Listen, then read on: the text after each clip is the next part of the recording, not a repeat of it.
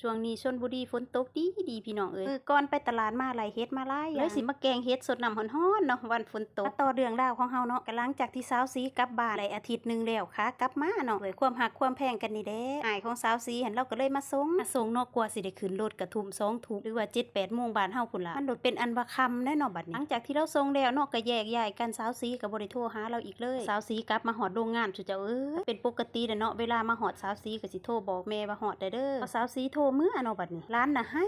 แ